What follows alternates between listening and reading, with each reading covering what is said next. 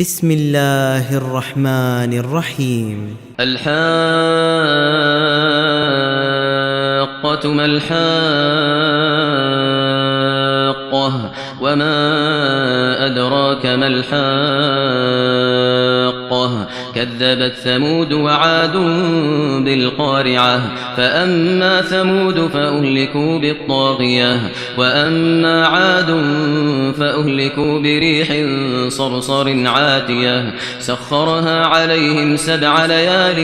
و8 أيام حسوما فترى القوم فيها صرعا كأنهم أعجاز نخل خاوية فهل ترى لهم من باقية وجاء فرعون ومن قبله والمؤتفكات بالخاطئة فعصوا رسول ربهم فأخذهم أخذة رابية إنا لما طغى الماء حملناكم في الجارية لنجعلها لكم تذكرة وتعيها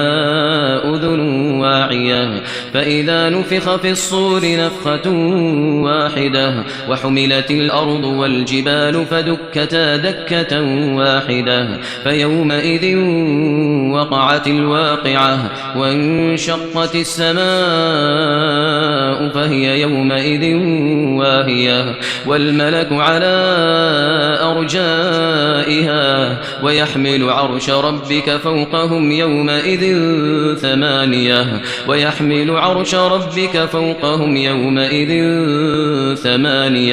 يومئذ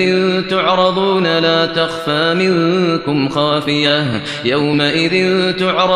لا تخفى منكم خافية فأما من أوتي كتابه بيمينه فيقول هاؤم اقرءوا كتابيه إني ظننت أني ملاق حسابيه فهو في عيشة راضية في جنة عالية قطوفها دانية كلوا واشربوا هنيئا بما أسلفتم في الأيام الخالية وأما من أوتي كتابه بشماله فيقول يا ليتني لم أوت كتابيه ولم أدر ما حسابيه يا ليتها كانت القاضية ما أغنى عني ماليه هلك عني سلطانيه خذوه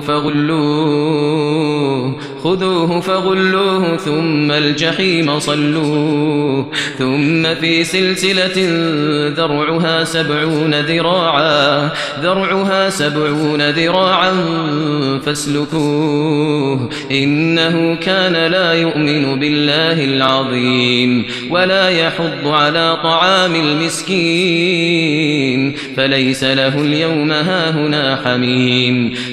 له اليوم هاهنا حميم ولا طعام إلا من غسلين لا يأكله إلا الخاطئون فلا أقسم بما تبصرون وما لا تبصرون إنه لقول رسول كريم وما هو بقول شاعر قليلا ما تؤمنون ولا بقول كاهن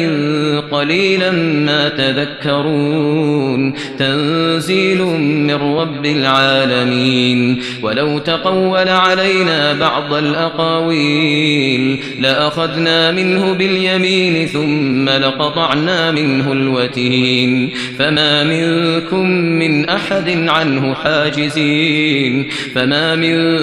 من أحد عنه حاجزين وإنه لتذكرة للمتقين